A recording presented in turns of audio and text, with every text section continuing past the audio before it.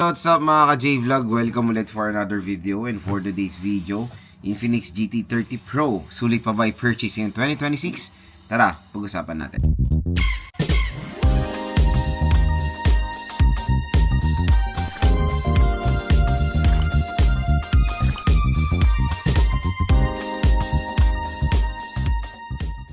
So for today's video, another ano na naman tayo review when it comes sa mga sa mga sulit na mga mid-range smartphone ngayon 2026, and this time pag-uusapan natin ang Infinix GT30 Pro. I know lalabas na yung Infinix GT50 pero syempre still available pa naman sa market ng GT30 Pro, kaya pag-usapan pa rin natin siya, or I think kahit lumabas ng GT50, nandiyan pa rin ang GT30 Pro, kaya hanggang meron pa siya mga idol at mura pa, ito na yung chance na makuha to ng sobrang bagsak ang presyo. So si Infinix GT30 Pro, when it comes sa kanyang SRP, meron po itong SRP na 14,000 pesos for the 8GB 256 and 16,000 pesos for the 12GB 512. Pero magandang balita, pag bumili kayo dito sa ating product link, so yung link natin nandito sa buong video, yan, i-check nyo na lang. So pwede mo i-tap yung video mo, mura at bagsak presyo nyo lang makukuha ang Infinix GT30 Pro. Maganda balita dito sa ating product link, meron pa kayong additional discount voucher na makukuha up to 2,000 pesos off. Di ba? Napakalaki mga idol. Bukod doon sa sale prices sa online, which is below SRP, pag bibili nyo sa mall, may additional discount pa kayo dahil galing kayo dito sa ating YouTube video. Ayan, magtatanong, Lods, paano pa makuha yung voucher mo? Napakasimple. Pag clinic mo yung product link natin dito, minsan nandito sa section na to, minsan nandito sa baba ng video natin, lulubog, lilitaw yan.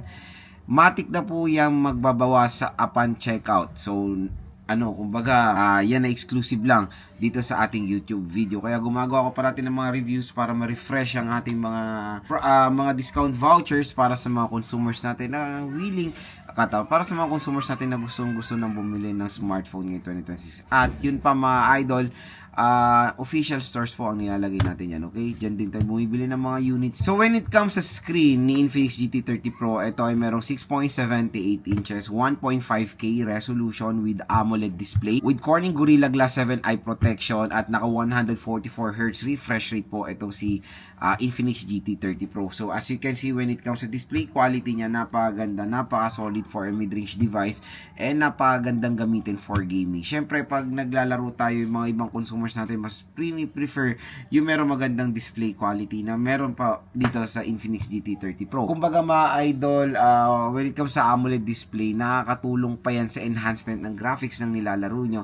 Mas pinapaganda niya pa yung graphics niya. So kumbaga, in short, matutuwa yung mata nyo pag maglalaro kayo dito sa smartphone natin. Hindi lang maglalaro, pag nanonood din ng movies and all, lalo-lalo na yung mga movies na nagre-require ng yung masyadong mataas na color reproduction, talaga matutuwa kayo. Anime, mga ganyan, mga cartoons, sobrang solid when it comes sa AMOLED display. Sa OS out of the box, it is powered ng Android 15 with XOS 15. I don't know sa history ngayon dito sa Infinix GT30 Pro kung na-update ba siya, and I think naman yung mga mid-range smartphone ni Infinix na-update yan so hindi natin alam kung gaano lang katagal. Sa processor, power to ng napakalakas din na MediaTek Dimensity 8350 with 4 nanometer processor at napakataas ang clock speed niya. Octa-core CPU with a clock speed of 3.35 GHz po, di ba? Doon pa lang sa clock speed and all neto, napaka-solid, napakabilis mga idol. Kaya, syempre, pag GT series talaga ni Infinix, more on focus talaga niyan is gaming.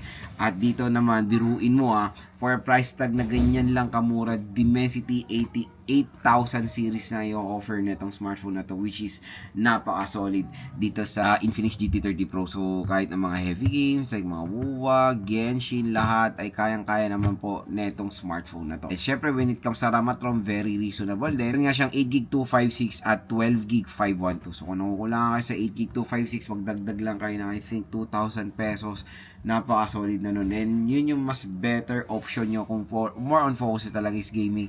Yung 12GB 512, mas magiging sulit din naman yung 2,000 piso na idadagdag nyo lang. Uwi mo camera nito, maganda rin. Maganda na camera. Usually kasi yung mga ibang brands, pag nagfo-focus sila sa isang specific na consumer, for example, ito, gaming-centric consumer, hindi nila ganun fino-focus yung camera. Pero dito sa Infinix GT30 Pro, in fairness naman, fino-focus din nila yung camera dahil 108 megapixel ang kanyang rear camera. Meron po itong ultra-wide camera. So, meron siyang 8 megapixel ultra-wide camera. Support niya pang 4K video recording mapa rear or front-facing camera. And syempre, meron siyang 13 megapixel front-facing camera. And syempre, yung hinahanap din ng mga consumers is yung merong shoulder trigger button. Meron po dito sa Infinix GT30 Pro. So, napakalaking tulong din ng extra na mga buttons, especially pag naglalaro kayo ng mga first-person shooting.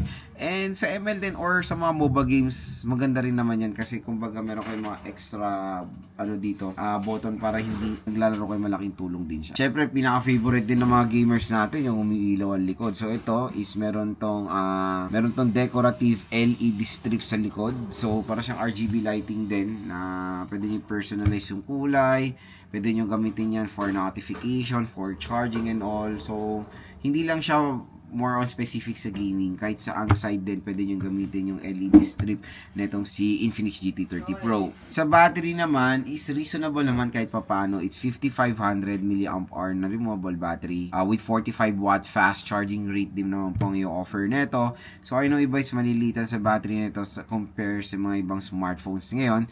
Pero, comparing naman last year and 5500 mAh is not a small battery rin naman. Malaking battery pa rin yan and it can do the job naman sa mga consumers na more on focus sa gaming. So again, syempre pag naglalaro kayo, mas mabilis siya mag-consume ng battery compare sa mga day-to-day task lang or casual things lang naman ang ginagawa sa smartphone. Yun nga, pag nalobat siya, 45 watt, mabilis din naman yan. In less than 1 hour lang, full charge na agad itong smartphone na to. When it comes sa water protection, it is protected ng IP64, water and dust resistant. So again, hindi po ito pwede masubmerge sa water dahil medyo mababa ang kanyang IP rating. Pero again, pag gagamitin nyo to sa outdoor, for example, as a navigating tool, umulan, nabasa siya ng tubig, mga talsik-talsik ng tubig, accidental spillage, valid po yung ganyang IP rating.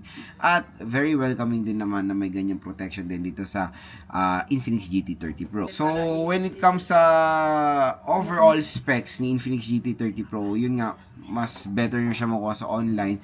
Kumbaga, siguro pag sagaran talaga, malaki ang makukuha yung discount. And panigurado when it comes sa specification naman ng smartphone na to, may ibubuga pa rin ngayong 2026 sa mga bagong labas na 5G smartphone ngayong taon din. So again, last year po to na release, pero kayang-kaya niya pa rin makipagsabayan sa mga bagong labas na 5G smartphone and even top of the line 4G smartphone ngayong 2026. When comparing sa Nubia Neo 5 Pro, usually hindi naman sila ganun nagkakalay ng performance and napagandang i-recommend din nitong si Infinix GT30 Pro. Pinaka-main question, Lord, sulit ba tong smartphone na to kung lalabas ng Infinix GT50 Pro? Lalo mga idol, hindi natin alam kung magkano talaga yung presyo niyan. Take for example, majority ng mga Infinix smartphones ngayon, nagsitaasan po ang mga presyo. Hindi natin alam, baka 20,000 na yan. Infinix Note 60 Pro nga, ang laki nun tinalon na presyo eh. Hindi natin alam kung malaki rin ang tinalon na presyo niyan. Kaya, syempre, meron tayong alternative way. Kumbaga, when it comes sa mas affordable na gaming smartphone, itong GT30 Pro. Hanggang wala pa po yung GT50 Pro, syempre, napaganda pa rin bilhin itong GT30 Pro compare sa mga ibang brands na medyo overpriced yung smartphone nila tapos hindi ganun kaganda yung specification. Dito, well-balanced, for all-rounder consumers naman, itong si Infinix GT30 Pro. Kaya kung interested kayo makuha ng sobrang mura, tap mo yung video, ayan, view products, mura at bagsak presyo nyo lang makukuha, itong smartphone.